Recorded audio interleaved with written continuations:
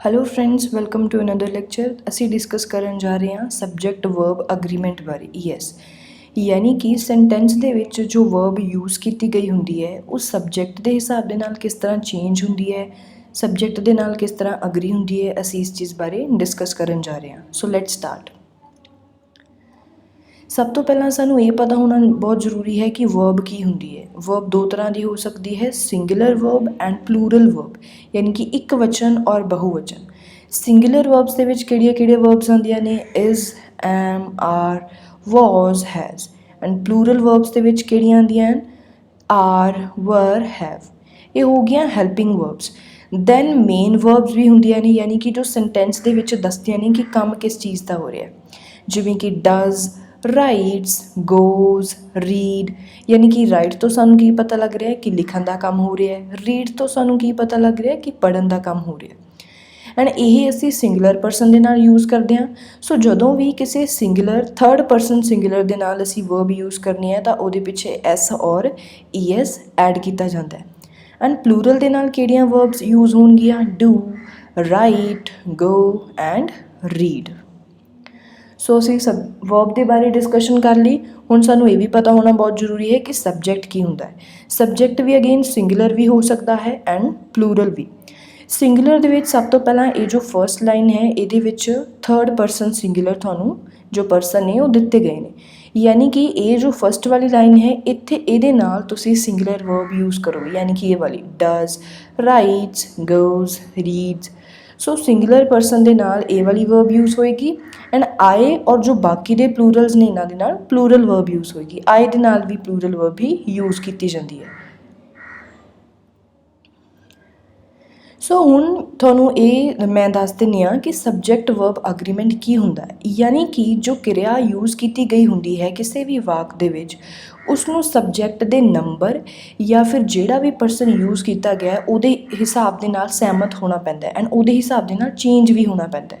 For example, ਤੁਹਾਨੂੰ ਦੋ ਸੈਂਟੈਂਸਿਸ ਦਿੱਤੇ ਗਏ ਹੈ, the boy writes a letter and second ਹੈ the boys write a letter. ਤੁਸੀਂ ਕੁਛ ਨੋਟ ਕਰ ਰਹੇ ਹੋ ਇਹਨਾਂ ਦੋਨਾਂ ਸੈਂਟੈਂਸਿਸ ਦੇ ਵਿੱਚ? ਪਹਿਲੇ ਸੈਂਟੈਂਸ ਦੇ ਵਿੱਚ ਜੋ ਬੋਏ ਹੈ ਇਹ ਇੱਕ ਸਿੰਗੂਲਰ ਪਰਸਨ ਹੈ, ਯਾਨੀ ਕਿ ਇਹਦਾ ਨੰਬਰ ਕੀ ਹੈ? ਸਿੰਗੂਲਰ। ਸੋ ਇੱਥੇ ਜੋ ਵਰਬ ਹੈ ਉਹ ਸਿੰਗੂਲਰ ਵਰਬ ਲੱਗੀ, ਯਾਨੀ ਕਿ ਰਾਈਟਸ। ਐਂਡ ਸੈਕਿੰਡ ਸੈਂਟੈਂਸ ਦੇ ਵਿੱਚ ਜੋ ਸਬਜੈਕਟ ਹੈ ਉਹ ਪਲੂਰਲ ਹੈ, ਸੋ ਇੱਥੇ ਪਲੂਰਲ ਵਰਬ ਲੱਗੀ ਜੋ ਕਿ ਹੈ ਰਾਈਟ। ਸੋ ਇਟ ਮੀਨਸ ਕਿ ਜੋ ਵਰਬ ਹੁੰਦੀ ਹੈ ਉਸ ਨੂੰ ਜਿਹੜਾ ਵੀ ਇੱਥੇ ਸਬਜੈਕਟ ਯੂਜ਼ ਕੀਤਾ ਗਿਆ ਹੋਏਗਾ ਉਹਦੇ ਹਿਸਾਬ ਦੇ ਨਾਲ ਹੀ ਚੇਂਜ ਹੋਣਾ ਪੈਂਦਾ। ਅਗਰ ਇੱਥੇ ਸਿੰਗੂਲਰ ਸਬਜੈਕਟ ਹੈ ਤਾਂ ਸਿੰਗੂਲਰ ਵਰਬ ਹੀ ਆਏਗੀ, ਪਲੂਰਲ ਸਬਜੈਕਟ ਹੈ ਤਾਂ ਪਲੂਰਲ ਵਰਬ ਹੀ ਆਏਗੀ। ਇਸ ਚੀਜ਼ ਨੂੰ ਇੱਕ ਹੋਰ ਐਗਜ਼ਾਮਪਲ ਦੀ ਹੈਲਪ ਦੇ ਨਾਲ ਅੰਡਰਸਟੈਂਡ ਕਰਦੇ ਹਾਂ। I go to the market, he goes to school. ਇੱਥੇ ਤੁਸੀਂ ਦੇਖ ਰਹੇ ਹੋ ਕਿ ਦੋਨੇ ਹੀ ਸਿੰਗੂਲਰ ਪਰਸਨ ਨੇ, ਬਟ ਇਹਨਾਂ ਦਾ ਜੋ ਪਰਸਨ ਹੈ ਯਾਨੀ ਕਿ ਨੰਬਰ ਹੈ ਪਰਸਨ ਦਾ, ਫਰਸਟ, ਸੈਕਿੰਡ, ਥਰਡ ਪਰਸਨ, ਉਹ ਚੇਂਜ ਨੇ। ਜੋ ਆਏ ਹੈ ਇਹ ਫਸਟ ਪਰਸਨ ਦੇ ਨਾਲ ਸੰਬੰਧ ਰੱਖਦਾ ਹੈ, ਯਾਨੀ ਕਿ ਆਏ ਇੱਥੇ ਫਸਟ ਪਰਸਨ ਹੈ, ਸੋ ਇੱਥੇ ਪਲੂਰਲ ਵਰਬ ਆਈ। ਬਟ ਜੋ ਹੀ ਹੈ ਇਹ ਥਰਡ ਪਰਸਨ ਸਿੰਗੂਲਰ ਹੈ, ਸੋ ਇੱਥੇ ਵਰਬ ਦੇ ਨਾਲ ਈ ਐਸ ਦੀ ਵਰਤੋਂ ਕੀਤੀ ਗਈ। ਸੋ ਇਹ ਵੀ ਹੈ ਕਿ ਵਰਬ ਨੂੰ ਨੰਬਰ ਦੇ ਹਿਸਾਬ ਦੇ ਨਾਲ ਵੀ ਸਹਿਮਤ ਹੋਣਾ ਪੈਂਦਾ ਹੈ ਐਂਡ ਪਰਸਨ ਦੇ ਹਿਸਾਬ ਦੇ ਨਾਲ ਵੀ, ਜੋ ਕਿ ਇਹ ਕੇਸ ਦੇ ਵਿੱਚ ਅਸੀਂ ਦੇਖ ਰਹੇ ਹਾਂ ਕਿ ਇਹ ਫਸਟ ਪਰਸਨ ਸਿੰਗੂਲਰ ਹੈ ਐਂਡ ਇਹ ਥਰਡ ਪਰਸਨ ਸਿੰਗੂਲਰ ਹੈ। ਹੁਣ ਜੋ verb agreement, subject verb agreement ਦੇ ਕੁਝ ਰੂਲਸ ਨੇ ਜੋ ਕਿ ਸਾਨੂੰ ਪਤਾ ਹੋਣੇ ਬਹੁਤ ਜ਼ਰੂਰੀ ਨੇ। ਫਸਟ ਰੂਲ ਹੈ ਆਰਟੀਕਲਸ ਲਈ, ਯਾਨੀ ਕਿ ਏ, ਐਨ ਔਰ ਦ। ਐਂਡ ਦੇ ਨਾਲ ਅਗਰ ਕੋਈ ਆਰਟੀਕਲ ਲੱਗਿਆ ਹੋਵੇ ਤਾਂ ਉੱਥੇ ਜੋ ਵਰਬ ਹੈ ਉਹ ਕਿਸ ਤਰ੍ਹਾਂ ਚੇਂਜ ਹੋਏਗੀ ਜਾਂ ਕਿਸ ਤਰ੍ਹਾਂ ਚੇਂਜ ਕੀਤੀ ਜਾਏਗੀ ਉਹ ਅਸੀਂ ਦੇਖਦੇ ਹਾਂ। ਫਸਟ ਹੈ ਕਿ ਅਗਰ ਦੋ ਜਾਂ ਦੋ ਤੋਂ ਜ਼ਿਆਦਾ ਸਿੰਗੂਲਰ ਸਬਜੈਕਟਸ ਨੇ ਜੋ ਕਿ ਐਂਡ ਦੇ ਨਾਲ ਕਨੈਕਟਡ ਨੇ ਤਾਂ ਉਹ ਪਲੂਰਲ ਵਰਬ ਲੈਣਗੇ। For example, Mahesh and Dinesh are friends, ਦੋਨੋਂ ਸਿੰਗੂਲਰ ਸਬਜੈਕਟਸ ਨੇ, ਐਂਡ ਦੇ ਨਾਲ ਕਨੈਕਟਡ ਨੇ ਐਂਡ ਇੱਥੇ ਵਰਬ ਕਿਹੜੀ ਆਈ? Plural verb.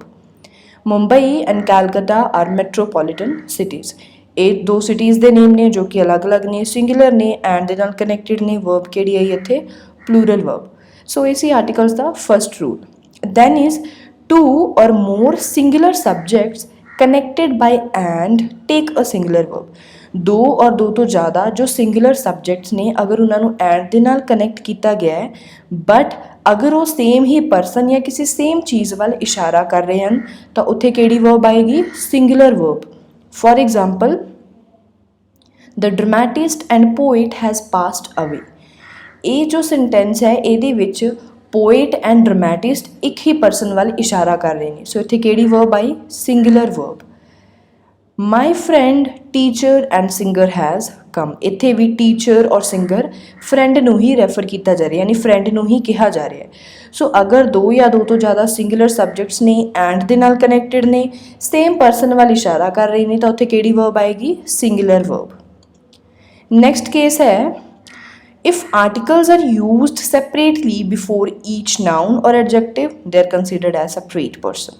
यानी कि अगर किसी नाउन या एडजैक्टिव के सामने सैपरेट आर्टिकल्स यूज किए गए हैं तो उन्होंने अलग अलग परसन मन्निया जाएगा। सो इट मीनस वो किहड़ी वर्ब लैणगे? Plural verb. The dramatist and the poet have passed away. इत्थे पोएट के अगे भी द लग्या होया जो कि एक आर्टिकल है, ड्रामैटिस्ट के अगे भी द लग्या होया जो कि एक आर्टिकल है। सो इट मीनस ये दोनों अलग परसन ने। सो इत्थे वर्ब किहड़ी आई? Plural verb. Then is my friend a teacher and a singer have come. इत्थे भी टीचर और सिंगर के अगे तुसीं देख रहे हो आर्टिकल का यूज किया गया है। सो ये भी अलग परसन ने, इन्हों अलग परसन मन्निया जा रहा है। सो इत्थे किहड़ी वर्ब आई? Plural verb. And same is with this one. इस सेंटेंस के नाल भी सेम केस है।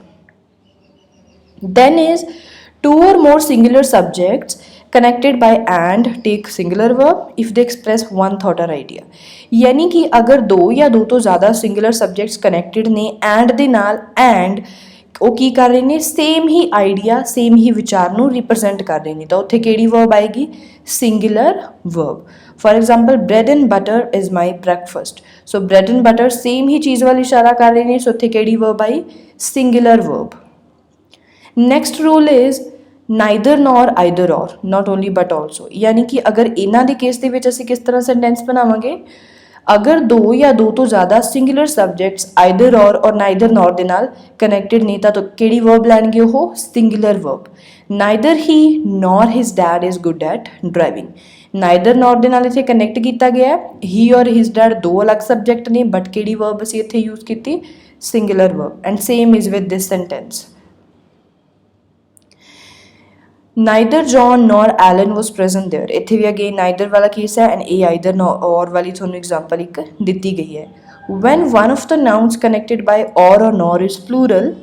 यानी कि अगर जो नाउन्स कनैक्टेड ने और नॉर दे नाल, उन्हां दे विचों कोई एक जो नाउन है या फिर जो यूज़ किया गया उत्थे प्रोनाउन है कोई, वो प्लूरल है, तो जो वर्ब है वो प्लूरल सबजैक्ट दे नाल ही जाएगी। यानी कि जो नेड़े वाला उहदा सबजैक्ट होएगा वर्ब उहदे हिसाब दे नाल बदलेगी। For example neither Peter nor his parents were aware of this. हालांकि इत्थे पीटर लग्या होया है, सो इत्थे वॉज आना चाहिए, बट इत्थे वर्ब दे नेड़े किहड़ा सबजैक्ट है? Plural subject. सो इत्थे वर्ब भी किहड़ी आएगी? फिर प्लूरल वर्ब ही आएगी। सो इट मीनस कि अगर दो नाउन्स ने जो कि और नॉर दे नाल कनैक्टेड ने ते उन्हां दे विचों कोई एक प्लूरल है, तो जिहड़ी वर्ब है वो भी प्लूरल आएगी। पर कंडीशन की है कि वर्ब दे नेड़े ही प्लूरल सबजैक्ट होना चाहिए है। आइदर सारा और हिज फ्रेंड्स हैव कम। इत्थे भी सेम ही केस है। हर फ्रेंड्स एक प्लूरल सबजैक्ट है, वर्ब दे नेड़े है, तो वर्ब किहदे हिसाब दे नाल बदलेगी? प्लूरल सबजैक्ट के हिसाब दे नाल। दैन इज कि अगर दो सबजैक्ट्स ने जो कि आइदर और नाइदर नॉर दे नाल कनैक्टेड ने, बट वो की ने अलग परसन नू बिलोंग कर रहे हैं, यानी कि अलग किसी परसन वाल इशारा कर रहे हैं, तो वर्ब नेड़े वाले सबजैक्ट के नाल अग्री होएगी। For example neither you nor he is responsible for this. यानी कि ना तो तुसी ना ही वो इस चीज़ लिए जिम्मेवार है। सो हालांकि इत्थे यू की वरतों की गई है तो इत्थे आर आना चाहिए, बट इत्थे जो नॉर तो बाद किहड़ा परसन है? ही। एंड ही दे हिसाब दे नाल इत्थे जिहड़ी वर्ब है वो किहड़ी है? Singular verb. सैकेंड सेंटेंस दे विच either he or you are to clean up the mess. इत्थे वर्ब दे नेड़े किहड़ा सबजैक्ट है? You. So that is why इत्थे आर दी वरतों की गई। नेक्स्ट रूल की है? There is or are. यानी कि अगर देयर इज और आर वाला केस आवे तो किस तरह सेंटेंस उत्ते चेंज होएगा? हुण असीं उस चीज़ बारे डिस्कशन करन जा रहे हैं। The word there is not the subject. यानी कि बेसिकली जो असीं हुण तक रूल पढ़ते आए हैं, ये वही रूल है कि अगर तो देयर इस तो बाद कोई सिंगुलर सबजैक्ट है तो उत्थे सिंगुलर वर्ब आएगी, अगर प्लूरल सबजैक्ट है तो प्लूरल वर्ब आएगी। ये सिंपल जा रूल है बहुत ही। नैक्सट रूल की है कि देयर इज़ एक सीरीज़ यानी कि एक श्रृंखला और लड़ी के सामने भी यूज़ किया जाता है। For example there is fruit bread and wine on the table. Singular subject की इत्थे एक सीरीज़ है, एक लड़ी है, सो उहदे अगे भी की यूज़ किया गया there is a cup of coffee and some sugar on the table. Did you notice anything कि तुसीं कुछ नोटिस किया? फ्रूट ब्रैड एंड वाइन तीन चीज़ां ने, बट इत्थे इज़ दी वरतों क्यों आई? तीन चीज़ां ने तो इत्थे प्लूरल वर्ब यूज़ की जानी चाहिए है। Any gas? क्योंकि इत्थे जो वर्ड्स ने वो कट आउट कर दिते गए ने। सेंटेंस है किस तरह का? There is fruit, there is bread and there is wine on the table. But repetition को अवॉइड करने लई इत्थे जो वर्ड्स ने वो कट कर दिते ने। बट ये जो वर्ड्स ने तीनों ये हलै है आई मीन सिंगुलर ने, सो दैट इज़ वाई इत्थे देयर इज़ की वरतों की गई। There is or are with mixed subject series, यानी कि इत्थे भी सेम ही केस है कि अगर मिक्सड सबजैक्ट ने तो जिहड़ी वर्ब है वो नेड़े वाले सबजैक्ट के नाल अग्री होएगी। देयर इज़ अ गर्ल, इस तो जो नेड़े वाला सबजैक्ट है वो गर्ल है जो कि सिंगुलर है, सो इत्थे सिंगुलर वर्ब आई। नैक्सट केस दे विच there are two boys and a girl outside, इत्थे टू बॉयज़ प्लूरल सबजैक्ट है, सो ये नेड़े है वर्ब दे, सो वर्ब भी ये हिसाब के नाल चेंज की जाएगी। Next rule is each one, either, neither, everyone and so on। अगर इन्हां दे विचों कोई भी तुहानूं किसी सेंटेंस दे विच यूज़ किया गया मिल रहा तो उत्थे तुसीं किहड़ी वर्ब लगाओगे? Singular verb. Yes, each of the animals is unique, is इत्थे आया। Neither of the two traffic lights is working, second sentence दे विच भी इत्थे सिंगुलर वर्ब की वरतों की गई। इस तरह ही कुछ होर एग्जाम्पल्स ने।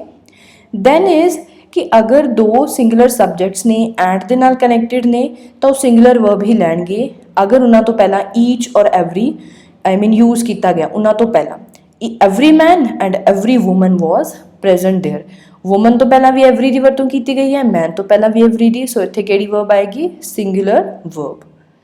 नैक्सट रूल है विद और एज वेल एज। इन्हां दे नाल की रूल है कि अगर कोई सिंगुलर नाउन कनैक्टेड है किसी होर नाउन दे नाल विद और एज वेल एज दे नाल तां वर्ब सिंगुलर ही आएगी।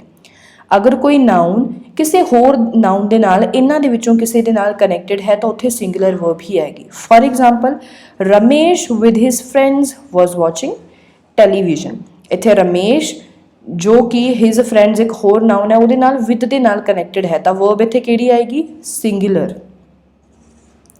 कविता as well as Sarita reads the newspaper, Kavita और सरिता दो अलग नाउन्स ने जो कि एज वेल एज दे नाल कनैक्टेड ने, वर्ब किहड़ी आएगी इत्थे? Singular verb.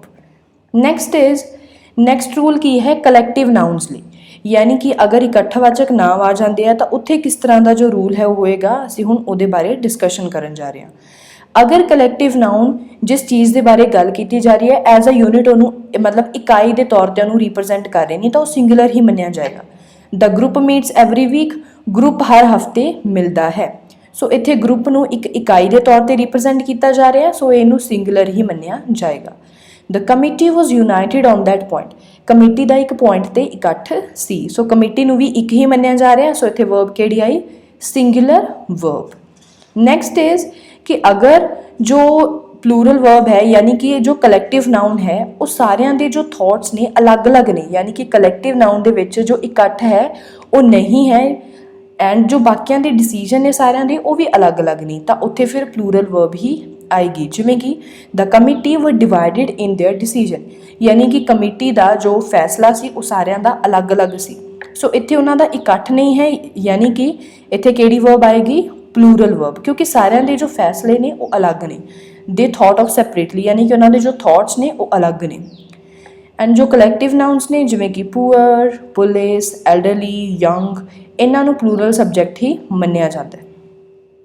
The old not just the young require social services, इन्हों प्लूरल मन्निया जा रहा है, सो इत्थे प्लूरल वर्ब ही आई। नैक्सट इज़ कि अगर कोई इदा का नाउन जो कि प्लूरल फॉर्म दे विच है बट उसका जो मतलब है वो सिंगुलर है तो उन्होंने किस तरह मतलब जो यूज़ है वर्ब उत्थे किस तरह की जाएगी? A noun which is plural in form but singular in meaning takes a singular verb. हालांकि नाउन प्लूरल दे विच है उसका मतलब सिंगुलर है तो उत्थे किहड़ी वर्ब आएगी? Singular verb. The news is true, हालांकि खबर सच्ची है, ये जो खबर है ये अपने आप दे विच प्लूरल है बट इसका मतलब सिंगुलर निकल रहा है, सो इत्थे किहड़ी वर्ब आई? सिंगुलर। इस तरह ही measles is a dangerous disease for children, ਇੱਥੇ ਮੀਜ਼ਲਸ ਜੋ ਕਿ ਕਿਸੇ ਬਿਮਾਰੀ ਦਾ ਨਾਮ ਹੈ, ਇਹ ਵੀ ਆਪਣੇ ਆਪ ਦੇ ਵਿੱਚ ਪਲੂਰਲ ਹੈ ਬਟ ਇਹਦਾ ਮਤਲਬ ਸਿੰਗੂਲਰ ਹੈ, ਸੋ ਇੱਥੇ ਸਿੰਗੂਲਰ ਵਰਬ ਹੀ ਆਈ।